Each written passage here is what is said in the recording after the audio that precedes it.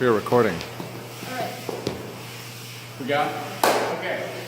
So this is week 2 of the intermediate class. We started off with talking about closed position. So this idea of like being offset, the follow is slightly behind the lead. My right hip is in the center of her body. My foot is more or less between her feet. The hand connection on the back is pretty far around. I think I saw in class that there was a tendency to be a little bit further away, which is fine. You can dance here, but like here's really solid. I think we even worked on that idea of just being closer and really like pulsing with it. You just feel really connected. It's very clear we're moving together. Right? And then we did, then we talked about some of the follow technique points and close. So this arm should be relaxed, really elbow down, right? And then where this falls, it falls. You don't feel like you have to like hit the top of the shoulder. Right? You really don't want it up here. You want it either around the back a little bit, or if you're a little further away, the arm is fine. Yeah.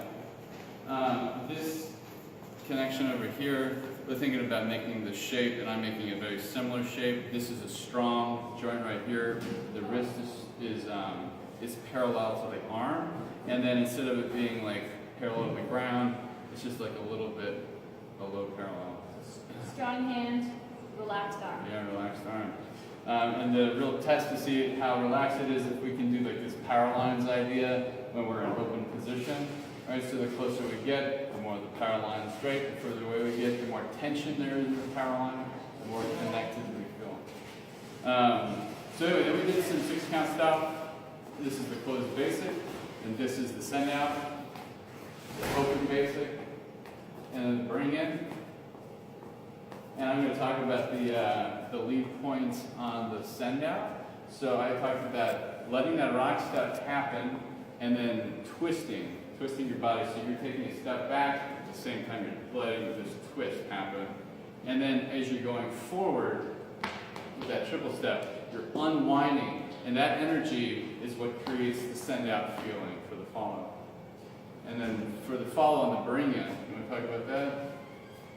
Bring in and send out. The bring in. So, boom, boom, boom, boom, boom, boom.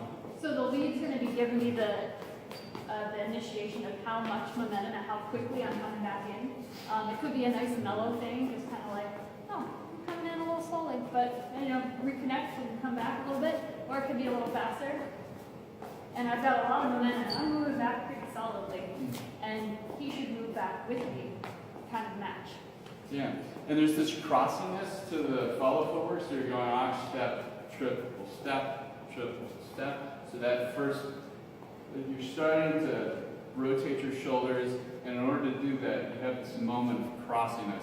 You try to think about keeping your footwork pretty small and under you, but allow that crossiness to happen as you sink into that. And you want to stay smooth when it comes to how you're rotating and how you're moving backwards, but maintain that pulse in knees, ankles, and a little bit in the hips. And then we did a tuck turn, so there's a 6-count tuck turn. And then we did an 8-count tuck turn. Right?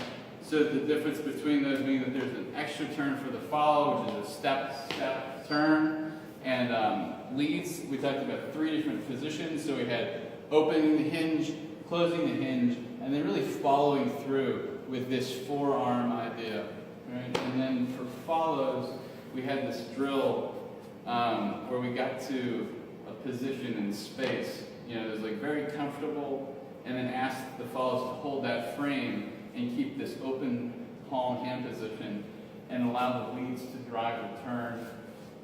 And see if you can hear what's happening. And leads, you're tracing a halo around the follow during that time. And that's the energy that we're looking for, especially during that step turn.